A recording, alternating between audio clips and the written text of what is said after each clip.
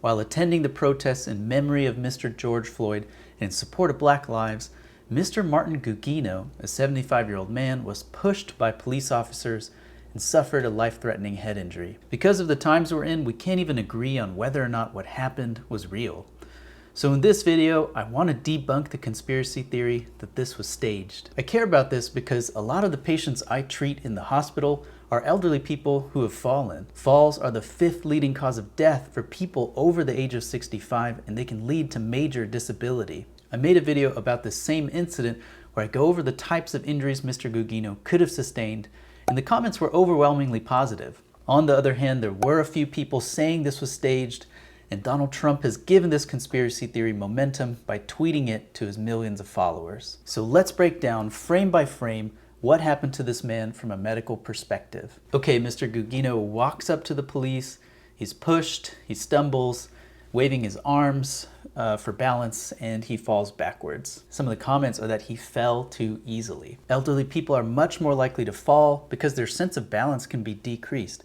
It's because of several factors. They can have a decreased ability of their brains detecting and knowing where their limbs are in space. This ability is called proprioception. They can also have a decreased function of the organ within the ear that controls balance, which is called the vestibular system. And elderly age is associated with brain-related changes like the loss of neurons and neurotransmitters like dopamine within a region called the basal ganglia. This is an area of the brain that helps execute voluntary movements and make sure that they can be performed smoothly. For example, Parkinson's disease, which is characterized by shaky movements of the head and limbs, is a disease of the basal ganglia. So given all that, it's pretty easy to see how he could have fallen after being pushed. Let's watch what happens next. We see that he's on the ground.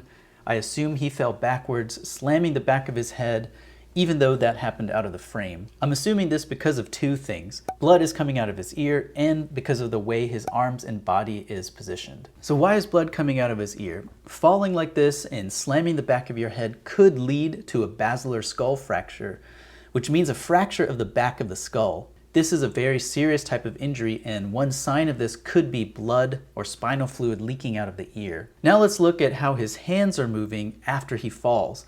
Let's play the clip and look at his body posture. Now, if you notice, his arms are kind of curled up and they do seem to be moving. For comparison, I want to show you a clip from a UFC fight where Ben Askren gets knocked out by Jorge Masvidal, and see if you can spot any similarities. If you notice, immediately after Ben Askren takes the knee to his jaw, he goes limp and falls to the ground. While he was unconscious, you saw his body, arms, and legs tense up, just like Mr. Gugino.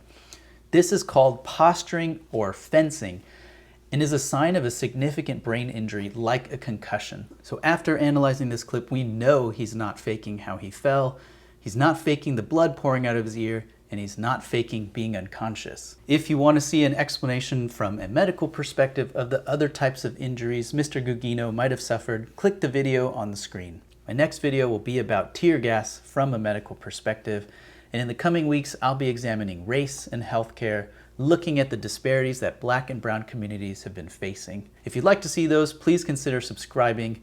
Thanks for watching this video. I hope you're staying safe, and I hope to see you soon.